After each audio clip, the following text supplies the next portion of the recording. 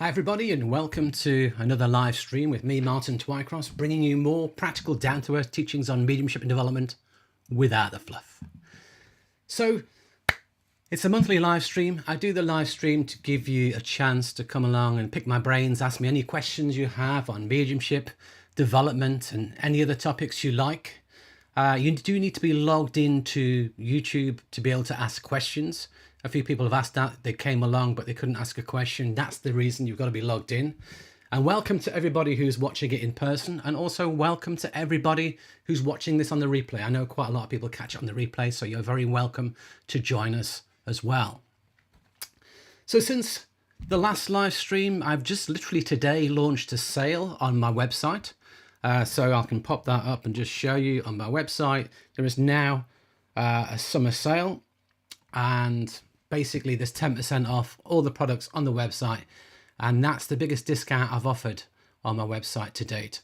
So if you're interested in any of my products, my courses, my study program, my videos, do check out the website, do check out the sale. You don't need a discount code. It's automatically applied to everything. So just go and have a look and see if there's anything that takes your fancy. So as always, if you've got a question, you can put it in the chat box and I'll work through them one at a time. And that's the way it works. You put your questions in there and I work through them. And I answer them one after each other. If you'd like to get your question answered early, you can do make a donation through Super Chat, which is a little $sign at the bottom of the chat box. And then I'll do your question next as the very next one. So welcome to Dominique, Just Me and Gail. Lovely to have you joining us. So while we wait for a few more people to join, I did get asked a question that I thought was a very interesting question. I thought I'd chat about it at the beginning of this stream. Somebody asked me the question, what's the one thing in your own development that made the biggest difference to your mediumship? What one thing in your development made the biggest difference? And that's quite a hard question to answer. And it got me thinking. I couldn't really answer it there and then, but I had to think about it. And then I came to the conclusion that the biggest thing for me that made a difference in my own mediumship was understanding the theoretical foundations of mediumship, understanding the theory underpinning mediumship and how it worked. Because I don't know about you, I would go to circles, I would go to courses, workshops, and people would say, make a link, just make a link with spirit. And in certain circles in the UK, everyone sits around and everyone's told to make a link. And when you've got something, just give it off. It's called giving off. And I'm not a big fan of it personally, but that's what a lot of people do. And but you weren't really told how to make a link. Or if you were told some information, it was flaky. So for me, when I finally got teaching from good quality tutors who started to explain the mechanics of mediumship and the theoretical basis of mediumship, that for me made a huge difference. And actually, that's what's driven me to create the courses, the products, the videos, the study program I've created, because the feedback I get is that when you understand that theoretical basis, it makes life so much easier. And I found the biggest difference I got from it was I knew what I was meant to be doing. I knew that there's a certain way to connect to spirit, and we've each got to find the way that works for us. I found out that I understood the basis of power, the need for building power. I understood what good evidence is and how to look for it. I began to know that mechanics that mediumship was all about. And then the results you get become more consistent. I found that I was able to link more easily. I was able to link better. I was able to get better evidence, more consistent mediumship. Mediumship is always a range from your best to your worst. But if you like, it moved my range up to the right-hand side. It moved my range up to the better side, if that makes any sense to you. And I also trained as a hypnotherapist. And the way I liken it is with hypnotherapy, you have to go through a great deal of training before you're allowed to work on the general public. You have to understand the mind. You have to understand how hypnotherapy works. You have to understand how to construct your wording patterns, language patterns, so you can deliver therapy that will get results. But if I said to somebody, watch that hypnotherapist there, now go and do hypnotherapy, they wouldn't really know how to phrase things. They wouldn't really know what the purpose of hypnotherapy was. They wouldn't really know what they were meant to be doing. And I would say it's exactly the same with mediumship. If I just say to you, watch a medium, look at the students working around you, now copy it and do mediumship, you wouldn't really know what you're supposed to do. And the value of it would be limited. So I don't know if you can see that.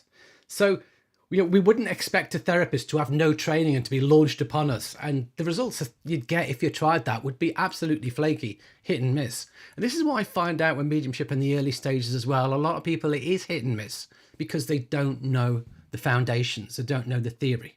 So that for me is the answer to that question. So welcome also to Axis, Harry's mum, Maria T, and Susan for joining the live stream. So I hope that answers the question that was asked, and I hope that you can see some benefit within that question. And as I say, if you are interested in learning about the theory of mediumship, then you can go to my store. I do offer audio meditations, pre-recorded courses, study program, and teaching videos on my store. As I say, there is currently that 10% sale on site-wide, so anything you want, you can pick it up at the greatest discount I've had so far on my website. And that's to celebrate the new store, the new website and store that's been built and combined. Now that it's fully functional, that's the aim, is to celebrate that. So do check it out. So let's. So if you enjoyed this, what I do today, if you enjoy my teachings, remember to subscribe. Remember the like button for the video. So let's get into some questions then. Okay, Harry's mum. This week I've had an uninvited spirit speaking in my living room 5 times. My guides have told me that it's because I'm not closing down after working. How can we close down, please? Now, the problem you've got here, and it is a huge problem that I encounter this all the time. And what you're describing does not fit with my reality. Now, no one can deny you your reality. That's the important part to understand. Phenomena can happen, but most of it we perceive subjectively through our own mind. It's not, very rarely would you have objective phenomena in a room. And if it was objective, everyone would hear it. So for all phenomena that takes place is perceived subjectively through our own mind. And it's filtered through our own beliefs, our own fears, our own insecurities, the like. Do I have uninvited spirit bothering me day in, day out? No, not at all. Because we have to have discipline. We have to be either on or off. So the importance of grounding is one of the videos on my channel. There's also a video on my channel about do you need to protect yourself? Do you need to close down? And can you close down your chakras? No, simply you cannot. I don't care what anyone says, really. You can't. It's not as simple as that. You can't just flick light switches and sort them all out. It isn't going to happen. So, the thing is, if you've got an uninvited spirit in your living room, then how do you know they're there? Are they speaking to you in your mind? And how do we know it's real? Because our own minds can create things as well. It's challenging. So, if you don't close down, if you go looking for it, then that's different. If I start looking for spirit, I will find spirit. But if there's nobody to work for, if there's no sitter, if there's no audience, why am I doing mediumship? Why am I trying to link with spirit people? It doesn't make sense unless it's my own guides for my own development, for inspirational purposes, inspirational writing, inspirational reading. So have a look at the video I've done as well on how to practice mediumship. The first point is you need to have somebody to verify the information you're receiving from spirit. And, I'd say discipline is the key here. You've just got to you're either on or you're off.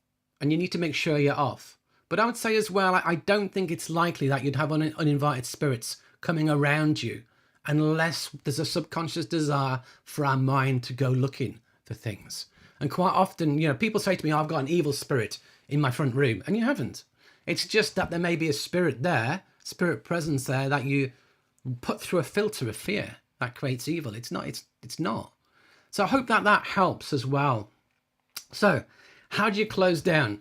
I don't teach any techniques for closing down. Never have, never will. I don't close down. I don't sit there and do a closing prayer in my mind. I don't sit there and cover myself in shields. I don't sit there, turn all my chakras off. Never have, never will. Don't teach it. It's a waste of time. It's a waste of everybody's time. It's simply intent. I'm either working or I'm not. When I'm not, I don't focus on it. I focus on other things. So check out the importance of grounding video that I talk about. And I go through it in there in a great deal of detail. I go through it in there about, but if you want to spend a few minutes every day doing elaborate closing down rituals, it probably won't make any difference, to be honest. But what will happen is you'll feel better because you think it's helping you. But in a few years' time, 10 years' time, however long it takes, you'll realize every day you've been spending all that time effectively not achieving a great deal that you could have just achieved through setting the intent that you're either working or you're not. So I don't teach closing down, as you've gathered. I don't teach protection for the same reasons. So again, check out that video on my channel. Does a medium need to close down? Does a medium need to protect? And the importance of grounding. It's all there. So I hope that helps you in some way. It's probably not the answer you wanted, but I'm afraid I'm not a medium who gets excited about turning chakras off, covering my chakras and saucepan lids, because we start talking about chakras and you can't see your chakras. You don't know whether they're open, on, off, blocked or not. So does it help your mediumship? No. I teach mediumship, I do mediumship, and all the people I've taught that do mediumship don't need chakras. Yes, you've got chakras. Yes, they're a byproduct of the process, but doing mediumship is not a core part of working with your chakras necessarily. For me, it adds a layer of complexity that nobody needs. So there you are. That's my opinion. Other people listening to this may differ, and that's fine. If what I teach resonates with you, go with it. If it doesn't, let it go. But I'm a firm believer in getting rid of stuff that doesn't help the process. Because if it doesn't help the process, we can waste a lot of energy, a lot of time, a lot of anxiety trying to do things that make no difference whatsoever. Focus on what matters. That's what I'd say. So I hope that helps in some way.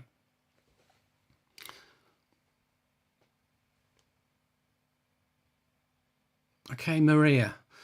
I watched your demonstration the other day. It was amazing. You brought down the passing condition at the beginning on every contact. Any tips on doing that? I don't always get passing. Well, I'm glad you enjoyed it. It was obviously a Zoom demonstration. And every now and again, I do some Zoom demonstrations. I usually post it in my Facebook page or in my Facebook group, Mediumship Teachings with Martin Twycross, if you're interested. For me, it's not necessarily about starting each link with a passing condition. That's not my intent. I will often start links with their personality. I will often start links with something very strong, but I'm looking for something good. That's the point. I'm not really that bothered about starting with a little old lady with grey hair who's of average build, average height, loves her family, because that's everybody. But if I've got a lady and she passes with bowel cancer, it's more specific.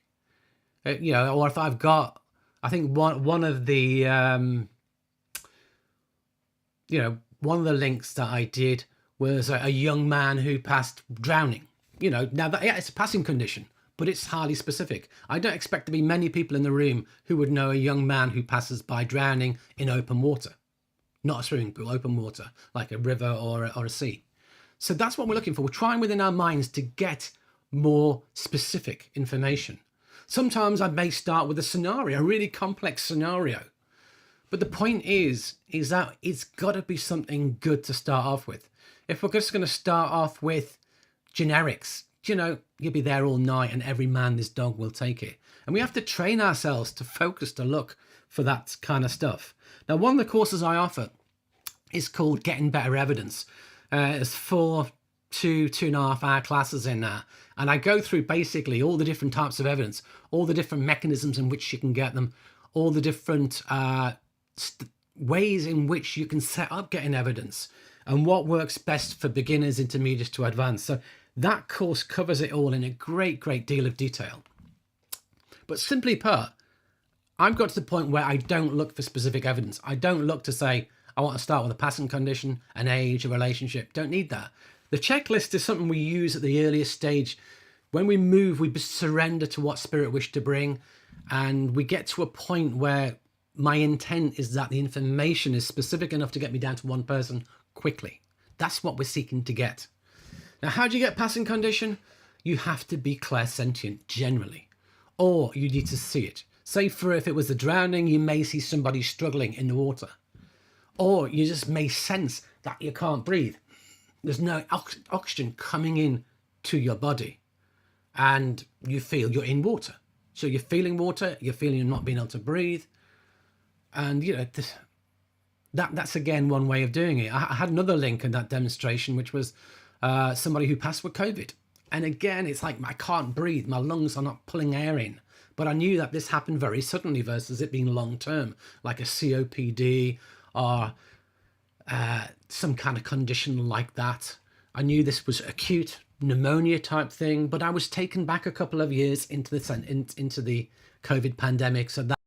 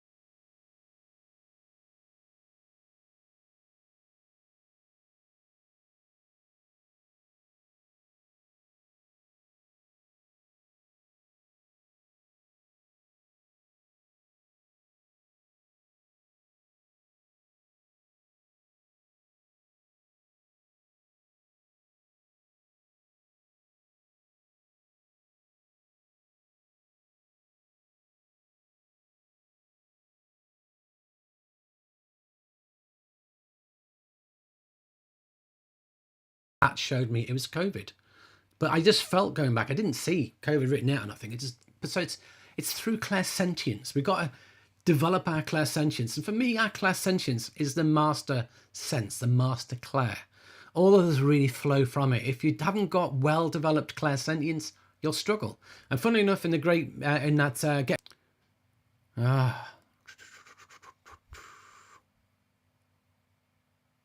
okay, so we've got lots of issues with sound. Let me see what I can do.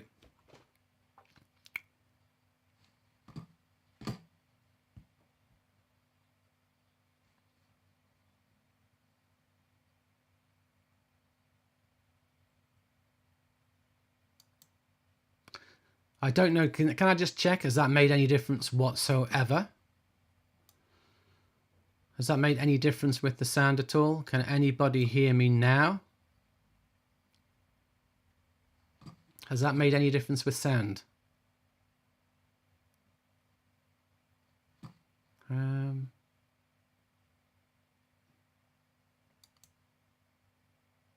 has that made any difference to the sound? Has it gone off again?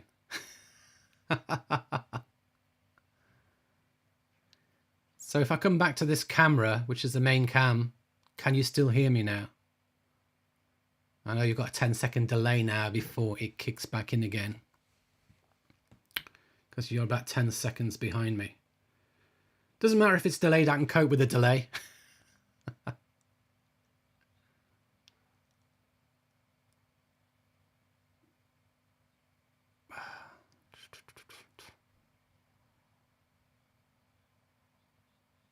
So how is it now? Can you hear me?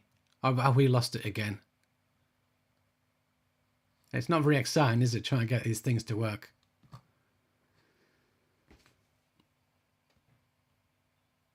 So Susan, thank you very much for your super chat, for bringing that to my attention.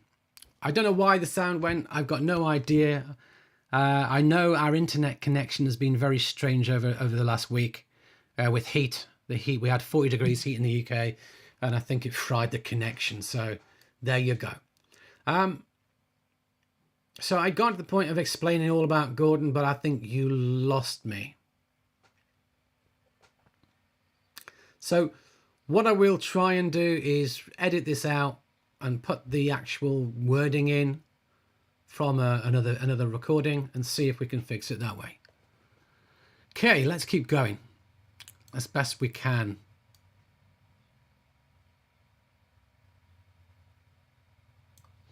Right.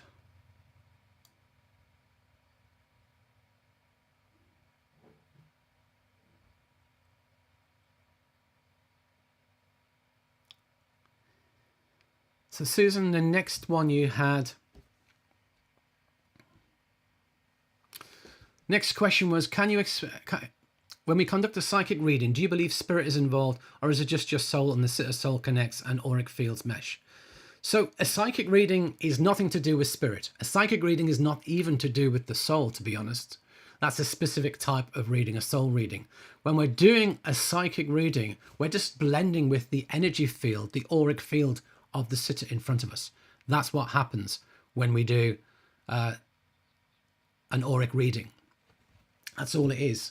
Basically, what happens is you blend your energy with their energy, and from their energy, you're receiving information. Now, a soul reading, you are connecting from your soul to their soul, and that's a specific kind of reading. It's a specific type of psychic reading, but you may argue that it's almost a form of spirit reading because it's soul to soul, but it is really a psychic reading, to be honest. So yeah, so with a psychic, so I do have a video, one of my videos, I have 24 videos. You can see them on the screen there. But the special topic video, number 4, special topic 4 is psychic development. And I talk all about the difference between psychic and mediumistic in that one. It's also part of module 1 of my study program. If you looked at the study program within module 1, you'll see it's a second video. There's a tutorial on that as well. So it's in there as well. So if you want to know more about the psychic, you can check that video out. But yeah, it's just, you're just blending with the auric field. So I don't know why we lost the sound. No idea. It's not done it before in OBS, so I've got no idea what happened. I'm glad you all didn't go home though. And what happens is I'm looking at the questions in the right hand box, and so I don't always see what's posted later, although I do actually have an iPad here showing me the latest chat as well, but I'm kind of watching this one and answering questions. It's a bit complicated. I have 3 screens on the go at the moment. So that's why I didn't look at the messages. Sorry about that.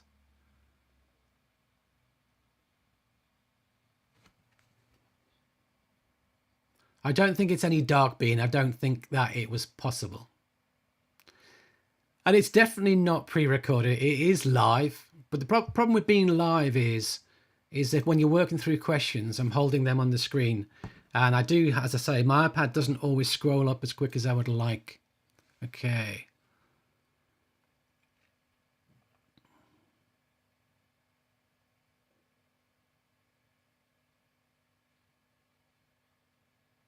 But thank you, Susan and Gail, for your super chats. Much appreciated.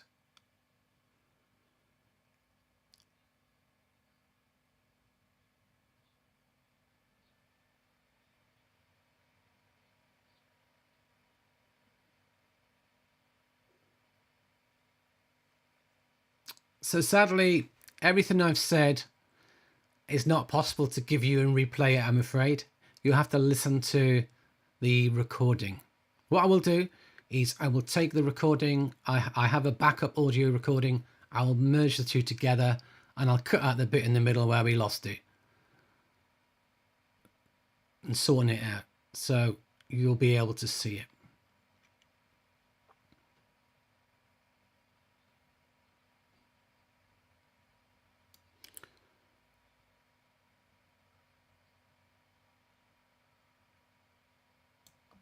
So, hi Kevin, good to see you.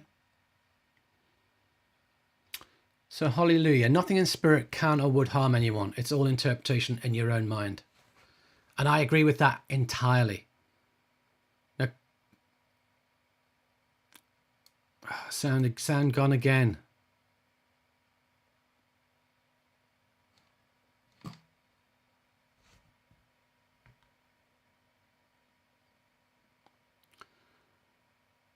So can I just check, are you still hearing me?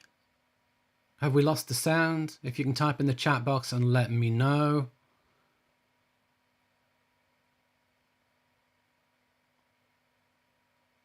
If you can type in the chat box, just let me know everything's working.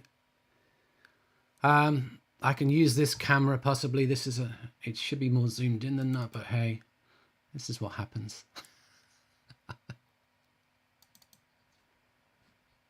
I don't know why things change. It was nicely set up.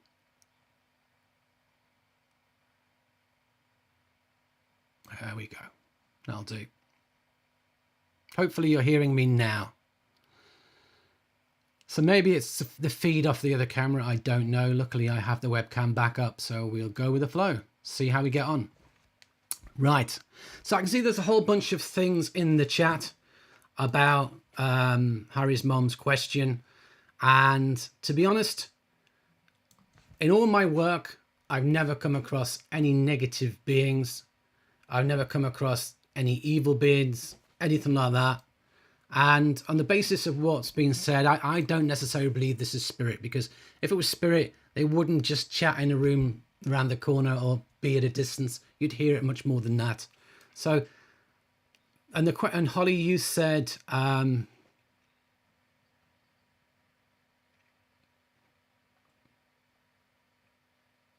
nothing in spirit can or would harm anyone, and it's all interpretation within our own mind. And that's what I was getting at the very beginning.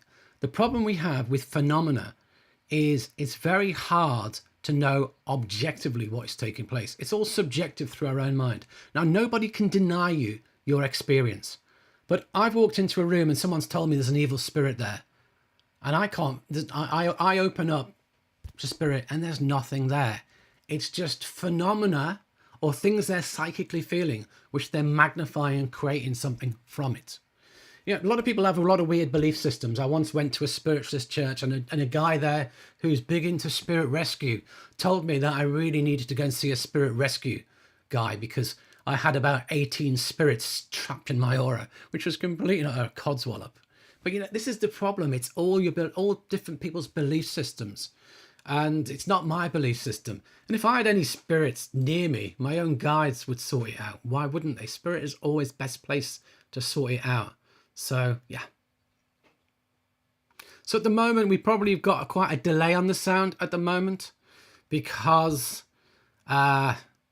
what's happened is that the delay is set up for the other camera. So I don't know, it's not playing well today. But anyway, I'm not going to keep talking about that question, so no need to put any more comments in the chat about it. So next question. Any more questions? Or have we not got any more questions? Or is the fact that the sound is playing up causing such fun this evening? If you have a question, do pop it in the chat box. I'm afraid while I'm operating live, I cannot really try and go in and change any sound settings, any delay settings. It's not easy to do outside of in OBS. I don't know why it's changed. All the system is the same system I've always used. Nothing's changed on it. I usually test it and it was fine earlier, so I don't really understand what's gone. All I can assume is that the upload delay is probably creating excitement. What I will do, let me see if I can just back off the upload amount, so if it will let me. Let me see if I can take my delay, I'll degrade the video and sound and see if that makes any difference.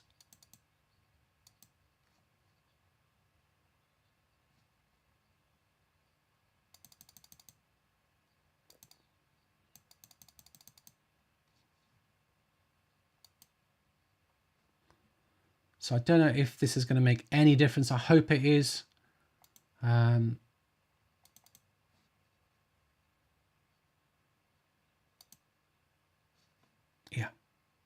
So let me know if the sound has got any better.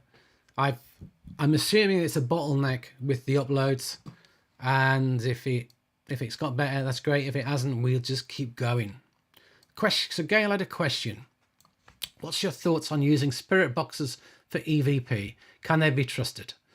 So I'm not big into spirit boxes. To be honest, I'm not big into EVP at all.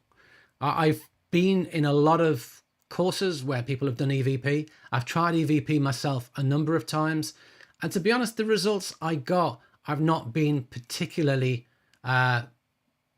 excited about. Yeah, people send me, oh, listen to this amazing EVP, and I don't find it that amazing personally. So I'm not really somebody who's big into EVP. A lot of the EVP that I hear, and if anyone who doesn't know what EVP is electronic voice phenomena. What happens is you take a recorder, and usually a poorer quality recorder works better than a very high quality recorder. I've got very high quality audio recorders, and it doesn't work very well on them, but sort of poor quality older ones, you can get stuff on there. But to be honest, Spirit kind of say the more static there is, the easier it is to do it. But when I hear the things that people say is spirit talking, none of them have ever made me go, wow. And loads of mediums evidence has made me go, wow.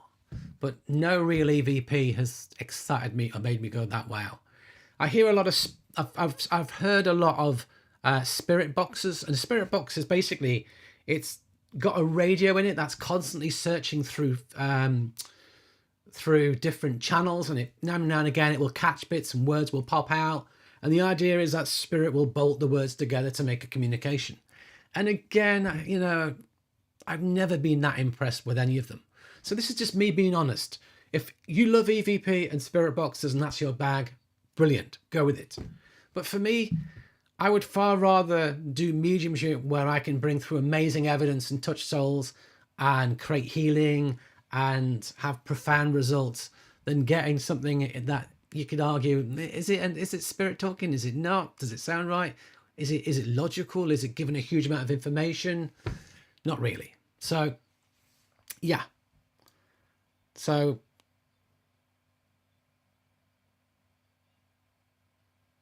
it's hard. It's hard, basically. So do I recommend you do EVP or use a spirit box? Or by all means, check it out. Give it a shot. Give it a try. It's the kind of thing we would do on a course just to give people experience of it. But I other than that, I don't really use it. Now, there is a theory that for good EVP, you need a physical medium because you're trying to create physical phenomena. And I know some mediums who get way better results than others. And maybe it's their energy, and their energy is conducive to creating it. And maybe I'm just not the right energy. I'm not a physical medium. Maybe that's why it doesn't happen. I don't know. So, yeah. Who knows? Who knows? So, check it out. Give it a try. See how you get on. If it works, great. If it doesn't matter. You've not lost nothing. But I also put it in the similar sort of field as taking photographs and trying to get spirit extras and photographs and orbs. And for me, there's got to be absolute logic in it. We've really got to have absolute logic in it because, you know, if it's not an orb and it's spirit, not just I'm interested in photography and I've took loads of photographs, and it's just a natural phenomena of certain types of camera to get dust in front of the lens, which creates orbs.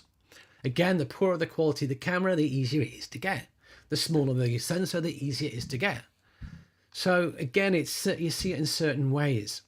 But for me, if it was spirit doing it, I'd want to say, okay, spirit, place it above this person's head.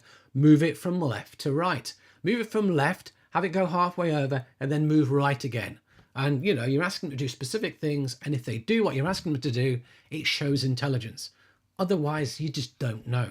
And that's the problem. That's the problem. So yeah, you'll never try spirit boxes. Just what if you could really get evidential mediumship? I'm not sure about it all either. I've never come across any truly evidential mediumship from a spirit box. Some people argue that it is, oh, they're saying their name, but I listen to it. And what I would tend to do is, with EVP, people write out what it's supposed to be saying and it suggests it to your mind. What I'd prefer to do is play it to people and saying, what word are they saying? And they can't hear it. But if I say the suggestion is that word, oh yeah, I suppose I can hear that, yeah. But they wouldn't get it if it wasn't suggested to them. So that's important to recognize as well. So call me skeptical, but yeah, that's the problem. That is a problem.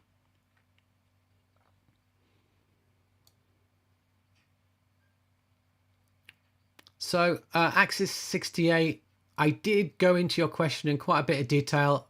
Hopefully the replay will have it. So I won't do it again. Necessarily, because it's there. I'll be on the recording when I will post an edited recording. It won't be the main live stream. It will be an edited one that I upload a little bit later. It should have it. What about Kinect cameras? Do they work? I don't even know what a Kinect camera is, to be honest. So I can't give you any feedback on that whatsoever because I don't know what a Kinect camera is. Jane, can you suggest any exercise to help with getting the person's name, age, how they died, etc.? Yeah, simple exercise. Look for it. Have a checklist. What we can do is, now, you may not always get it in the order that you want to do it off of a checklist, but if you're working with spirit and the person knows who they are, then, you know, we want to know the age, just so we can ask, okay, can you give me the age? And now there are numerous different ways to get age. You can sense an age, which is not always going to be accurate. You can see an age written out, which is more accurate. You can be shown someone you know who passed at a certain age, and it's similar, close to that age. You could hear an age within your mind. There are numerous different ways of getting it. Depends where you are in your development as to how you get it. Now, go into all of this in great detail in the Getting Better Evidence course as to generally the different mechanisms and how far advanced you've got to be to get them. In the early stages, sensing an age is easiest. However, sensing an age comes with big error bars. Someone who's 80 years old may feel like a 70-year-old. or that someone who's 80 years old but got a great deal of health conditions may feel like a 90-year-old. There's error bars on it. That's the important thing to understand. So that's very important to recognize. So try and get them all, look for them, ask to get them. Ask Spirit that I would like to get this type of information. And then you got to look for it, got to try and see how you get on. That's the key thing to go with it. You know, names is hardest. Names is the hardest of all because you've got to be able to hear a name or knowingly get a name. Or the other way around it, clairvoyantly, is to see an image of somebody who has the same name. So maybe a famous person. Say the person's called Kevin, you may see an image of Kevin Costner or any other Kevin who's famous you know of, or person you have in your experience by that name, or a loved one of yours that has the same name. That can work for names. But if to hear a name takes a development of clairsentience, or to know a name takes clairknowing, and those are later stages in the development of mediumship. So it's not always that easy to do.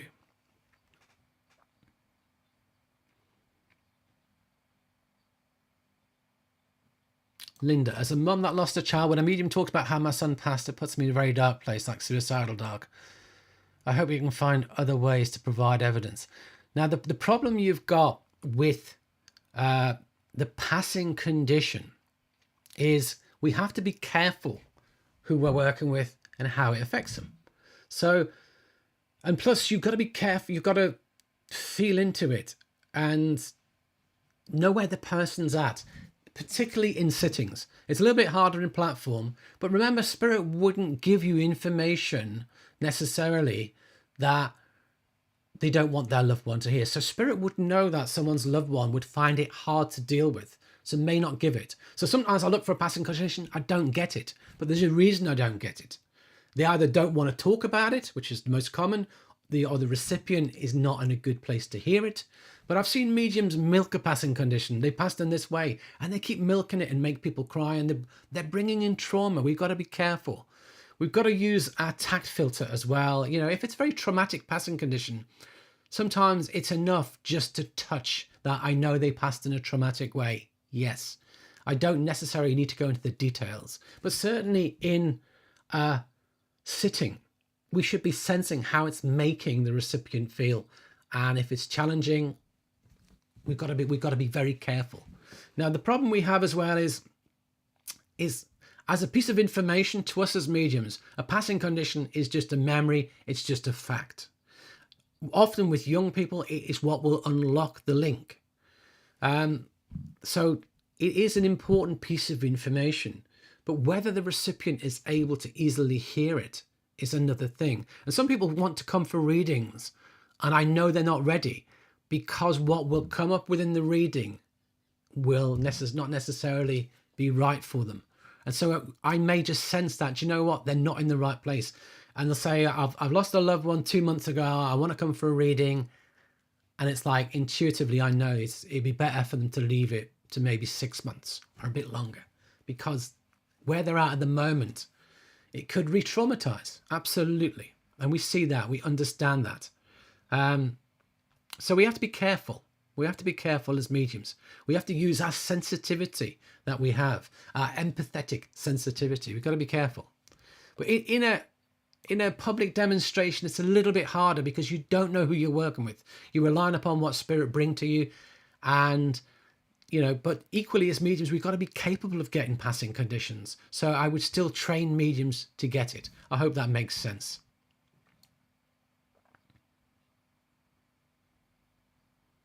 Okay, Harry's mum. A kinetic camera is a camera that shows a skeleton shape for a spirit. Is the camera I was asking about. Are they real? I've never come across one. I don't know anybody in the UK who has one. I've not seen one. I can't really answer, to be honest. So I've not got the experience to know. But it doesn't really make a lot of sense to me. So I don't know. But without understanding the theory behind it, like, for example, it's possible to see the aura, the auric shape around people. That's possible with certain types of cameras. I've seen that, but not necessarily a skeleton. That doesn't really, you know, for example, you can have a DEXA scan, which shows bones and you have x-rays that show things. So if it may even have an aspect to it that is not, it is a physical camera that can do that. But it doesn't sound very much like it's spirit related, but I don't know. I can't really go off any more of that. Kevin, based on your experience, is it better to do back-to-back individual client readings, or should you schedule a break in between? I would say when you're first starting out, schedule a break. But with experience, back-to-back is fine. But you've got to understand your own energy levels. You've got to understand how long you can work for before you need a break. If someone said to me, right, Martin, you're going to work for 4 hours solid with no break, I'd be not very happy probably, because that's a long time to work solid. So if I was doing an hour sitting, yeah, I would like 10 minutes in between each one would be ideal. If I'm doing half-hour sittings, often they're scheduled back-to-back. You maybe be doing 4, 5 half-hour sittings back-to-back and you have no control over it. So you've got to just go with the flow. So, yeah, your problem is, and it is a big problem, you've got to understand your own energy, and you've got to understand how sittings work for you, and you've got to understand whether if you do them back-to-back, it creates problems for you, challenges for you. But what I used to do is I used to work on a 45-minute sitting booked on the hour. So I had 15 minutes between. If one had to overrun a bit, it didn't matter. If someone arrived 5 minutes early, it didn't matter. But if you book back-to-back, if it overruns, it impacts the next person. So that's something I would suggest. If you can do a 45-minute sitting booked an hour apart, if that will give you the comfort of a short gap in between. But if you don't want a gap in between because, your time is precious, I understand as well. And you can just book it all back to back, whether half hour, hour, 45, whatever that may be.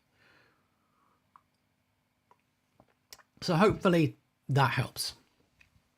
Nicole, when it comes to guides, do they usually present themselves in the same way, shape or form to a medium who's reading as they would when they appear to the person themselves?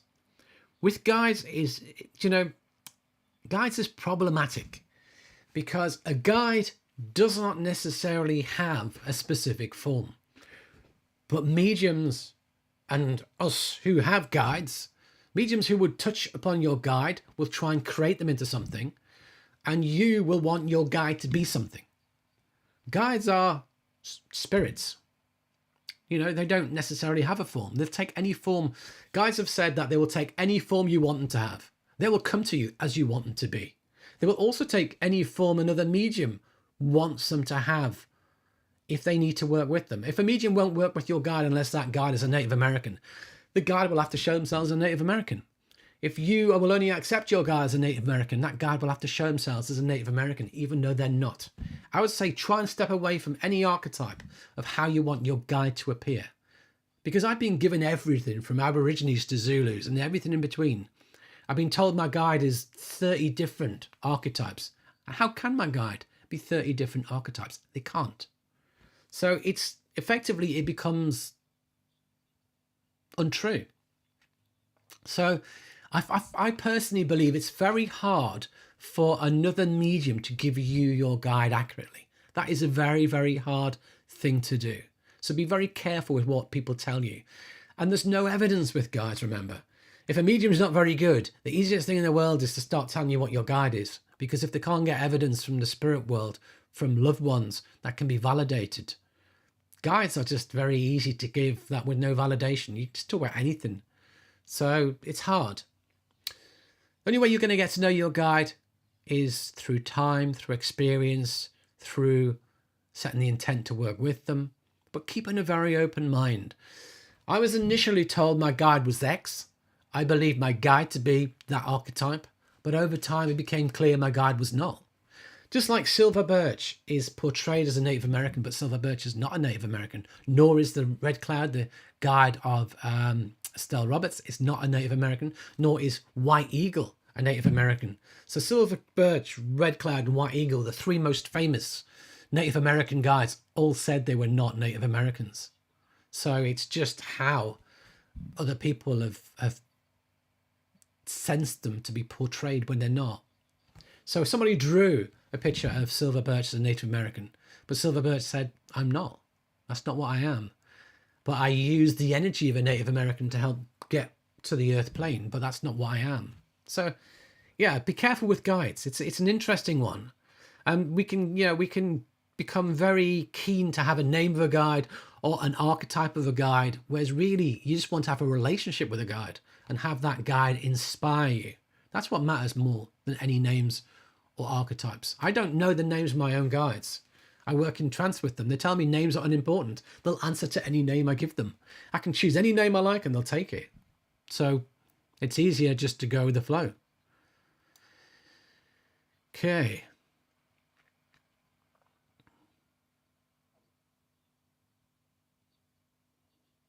Maria, sometimes I get random things in a reading. For example, I see a cheetah, I see a map. I guess the connection is not strong enough. Any suggestions? Well, the problem is we see this with a lot of mediums.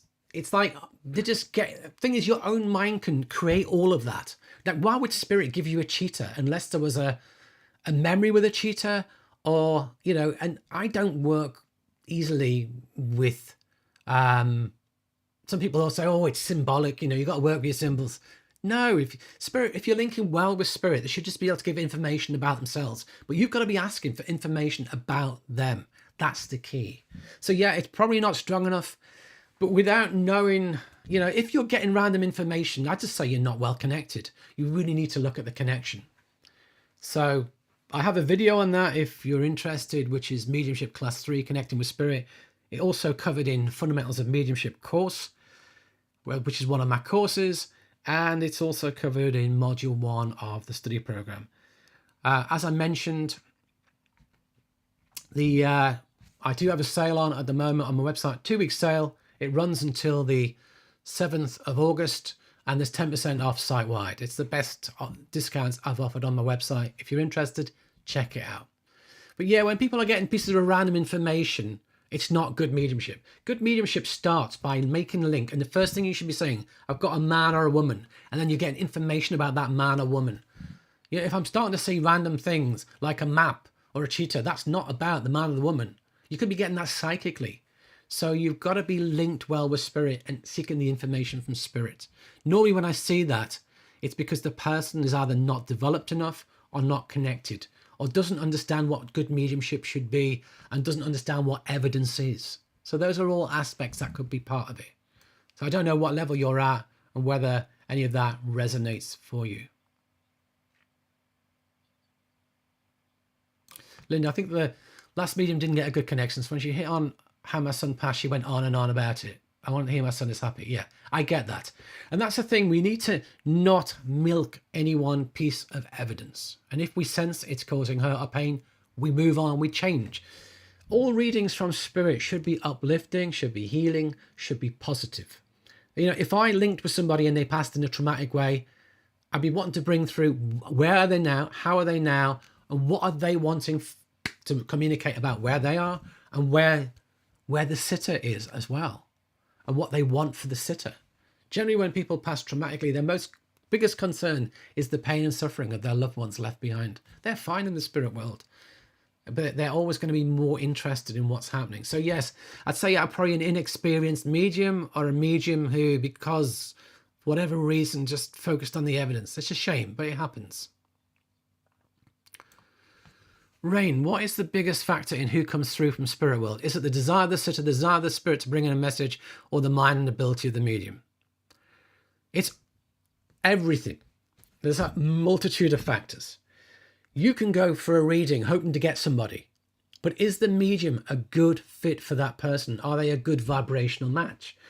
Has the medium developed enough? I have a theory that you see on this little slide here. This is the spirit world here, and this is increasing frequency, increasing vibration up the right hand side. And a beginner can only work so far into the spirit world. They can only touch so many people in the spirit world. An intermediate can work with a wider range of frequencies, a wider range of wavelengths. And an advanced can work with even more still. But say your loved ones on this level here, only an advanced medium generally would reach them. Versus if they were down here, everybody could reach them. So what I'm trying to say is, are they a good vibrational match? Are they on the wavelength of the medium? If they're not, it could be hard. I've done links where someone says to me, "You're the only medium who ever gets them." I go to church every week and they've only ever come through 2 mediums. You're one of them. And why is that? And it could be that reason. We're a good vibrational match and maybe other people are not. Does the person in the spirit world want to communicate? That's a key factor. If they don't have to. Do you want to hear from them? Of course. Who do you want to hear from is a part of it, but not the greatest part. Who is there a message to bring that's profound and important? If yes, that will also lead to them coming through, but not always. So these are all parts in the mix. And I do have a video on my channel, why has my loved one not come through? People often ask me, why has my loved one not come through? And if they have strong religious beliefs, it may block it. If this wasn't their cup of tea, they may choose not to do so. It may take time in the spirit world for them to come round to wanting to work through a medium. They've got to be trained to do it as well, remember. So they can't just do it straight away. They've got to have a degree of training to learn how to link with a medium as much as we learn to link with them. So there's all sorts of factors in the mix. But yeah, check out the video I posted on my channel called Why Has My Loved One Not Come Through? And also there's another one, how soon can a loved one come through from the spirit world?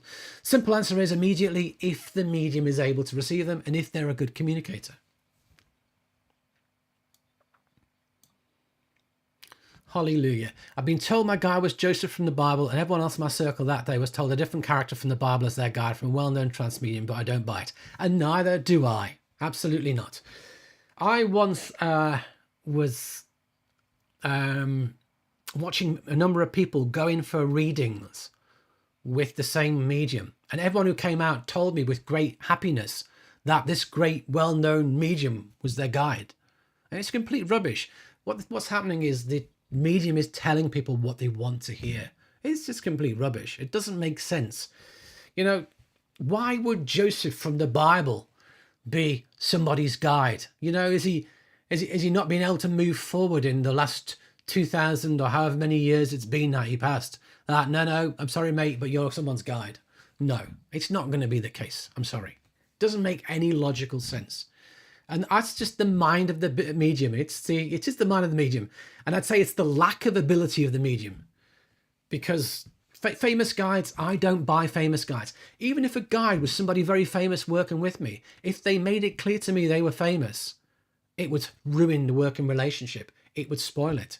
If I was to tell you my guide is the most famous person in the world, Buddha or Jesus, you'd think I was mad. And you've got a right to think that as well. And how can I prove it? I can't. So, and what happens is sometimes with guides, someone senses you've got this guide working with you, they're a very wise soul, they've got this really spiritual energy, but what happens in their mind is they may be from a certain religious tradition that, oh, this really spiritual energy is Jesus. That's what they equate that kind of energy with the spirit world. So I'm making that Jesus, but it's not. Of course it's not. It's just a spiritual, evolved soul. So often it's the medium's own mind that triggers it. Important to recognize that. So Peter, thank you very much for your super chat. That is really much appreciated.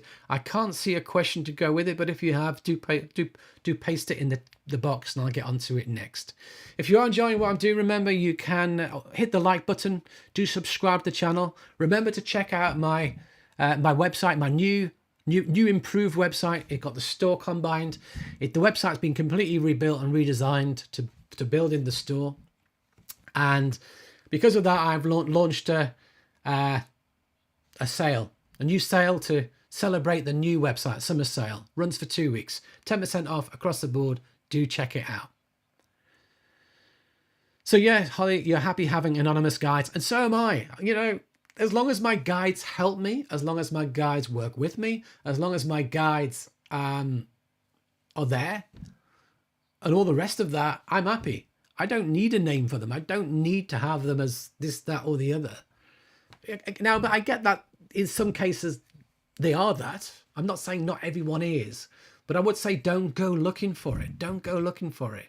Otherwise, mediums can pick up upon what you want as well. They can sense in your energy psychically that you think you've got a Native American, and they'll give you a Native American because they're sensing it psychically. But maybe your guide's not. Maybe your guide's just an evolved soul who's had a multitude of lives and doesn't need to appear as any of them. Will just appear as the mind, the consciousness, the soul, the spiritual being they truly are. So there you go. Hopefully that helps. Have we got any more questions? Is there any I missed?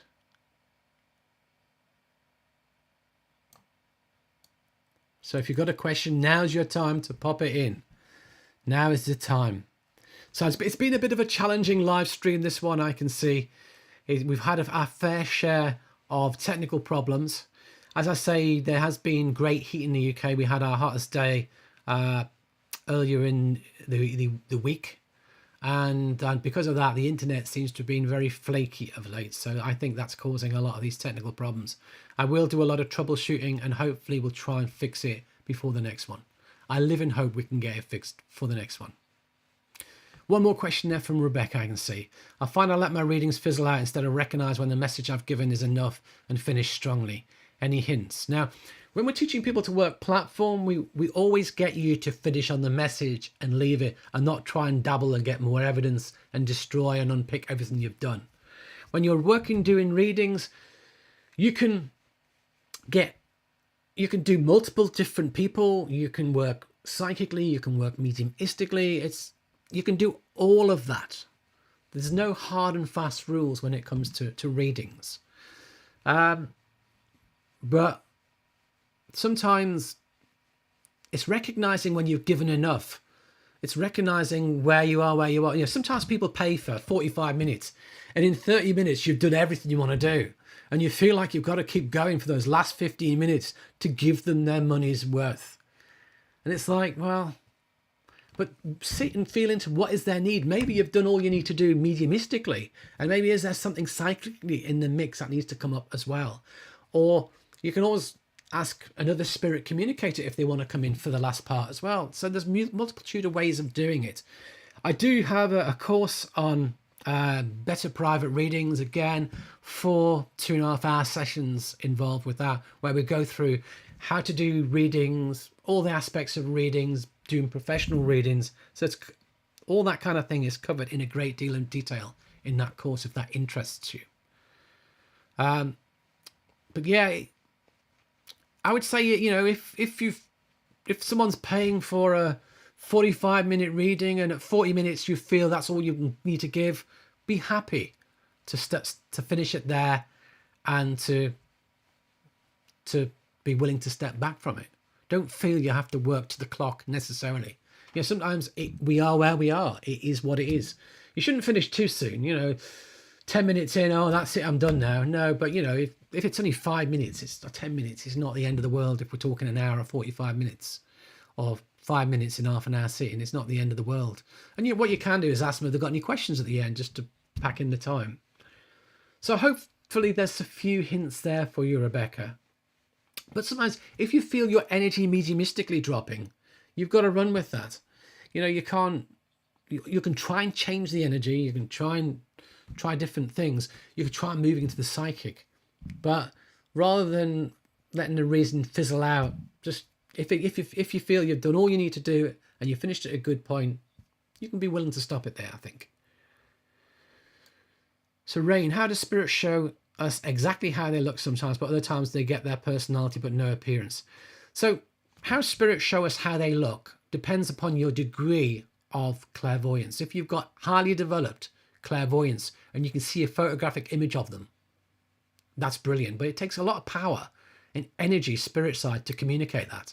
Sometimes they will give you what I call a photo fit.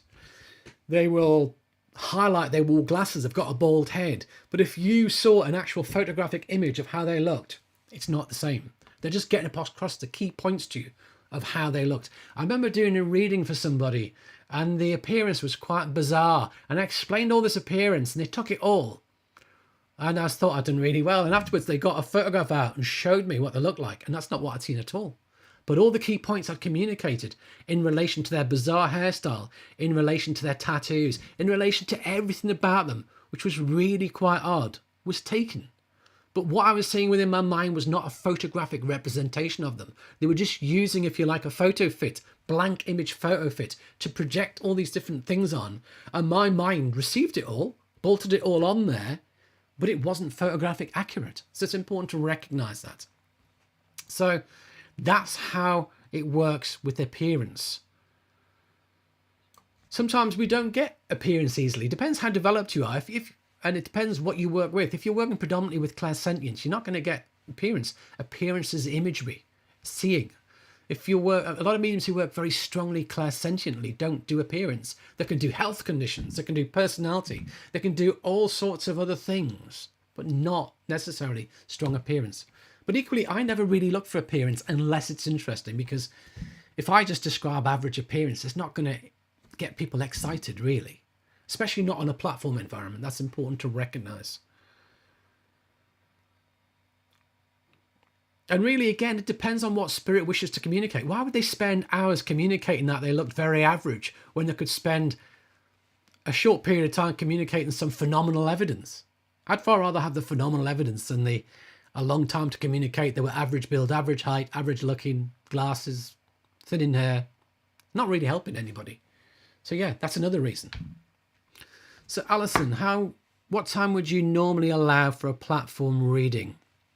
So for a single contact, how long should a contact be? I have a video on my channel called How Long Should a Contact Be? The general rule of thumb is 6 to 10 minutes, but if it's not working well, it will possibly run for longer than that if it's taking you a while to sort it out. If you're amazingly clairaudient, or you work very rapidly, quickly, it may be less time than that. So you've got to go with the flow and see how it pans out. It's hard to give hard and fast rules, but if you're going for more than 10 minutes, it's starting to become too long.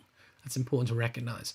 But if you're given phenomenal evidence in a short period of time, like say Helen Hughes was clairaudient, she heard it all from spirit.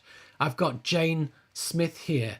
She's in the spirit world with her sister June. She's here for Dave and Angela, and she lived in 52 Church Grove. You know, that kind of information, you don't need to go for 10 minutes because they can communicate it all in a few minutes. Her links were very, very short, very punchy. But because the quality of evidence was brilliant, it didn't have to be long. So again, it depends how people work. But check out How Long Should a Contact Be? I will put a link to that in the description as well after this class. Danny Girl, how can we help people who think they're having issues with evil entities or hauntings? I've had people ask me for help, but I'm entirely unsure how. I do agree it's belief system related. The problem is, if somebody believes there's an evil entity bothering them, no matter, if that's their belief system, unless you can change their belief system by arguing with them, it's hard. It really is. We need to educate people. But if people have got strong religious beliefs and they believe in evil, it's very hard to educate people. Many people have said to me that there's an evil spirit in their room. When you go there, there's not. I was once called upon to help an old lady in her 90s. Oh, there's an evil spirit around this old lady in her 90s. Can you go and sort it out? And I went there, and it wasn't an evil spirit at all. It was her husband wanting to get her attention. And the old lady was not being looked after. She was supposed to have care in the home, and it wasn't working out. And she wasn't getting the help she needed. And the husband was coming forward because he was truly concerned about her and knew she wasn't being looked after and was there supporting her.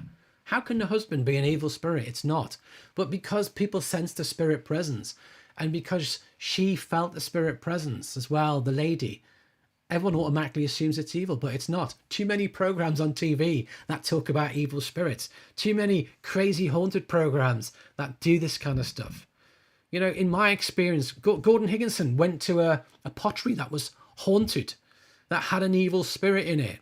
When he got there, he found out it was one of the women who worked there, just wanted to be around her friends from work, just wanted to be a part of that environment of which she'd been a part of all her life. How's that evil? Check it out on the Gordon Higginson Tribute YouTube channel. It's called Pottery Haunting, new story on pottery haunting. Check it out, it's fantastic, it really is interesting. But again, it's not evil at all. So it really is hard to deal with these issues. Many people, there's one room in their house that's cold, got a cold feeling. It's an evil spirit must be in there. And you go there and you say it's got a flat roof. it's got badly fitting windows, and the radiator needs bleeding because it's not working properly. You fix all of that, there's no problem. It doesn't need clearing. It doesn't need anything. And I can't really do a great deal. You know, if it really was a spirit person that needed to be moved on, who's best placed to do it? The spirit world. Ask the spirit world to help them. I wouldn't go there necessarily other than for interest. I used to go to quite a lot of these just for my own interest. But what I found was that in 99% of cases, it wasn't spirit. And in the few percent of the cases it was their loved ones. And if there was a problem there, just sending the thoughts for spirit guides to help sort it out, they would sort it out. If it was spirit. If it's not, they won't. They can't. So it's education, I believe. But the problem is you can't change people's beliefs and mindset. If that's what they believe, you're not going to change it easily. It's going to be hard. Jane, do you ever have readings when there are no messages to give? Sometimes somebody comes forward because they just want to connect, and they come forward because they can, and they come forward and that's enough. They're really pleased to connect. They're really pleased to let their loved one know, I'm here, I'm still alive. That's it. There doesn't necessarily have to be any great, fabulous messages.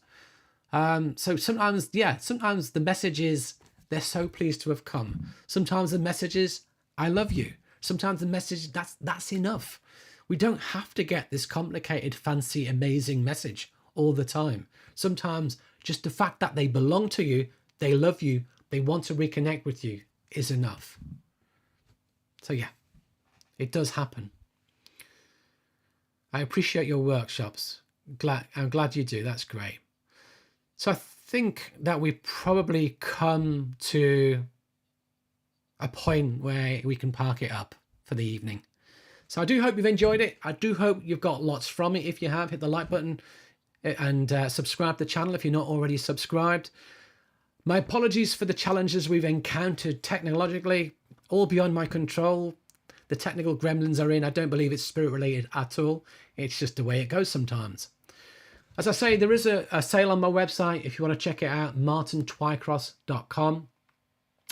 If you appreciate what I've done this evening, do check out my products. If there's anything that takes your fancy, feel free to buy anything. If you want to just make a donation through PayPal, you're welcome. It's on the ticker there. It's also in the description as well. You're more than welcome if you want to buy me a coffee. But I'm just happy to do this, offer this teaching,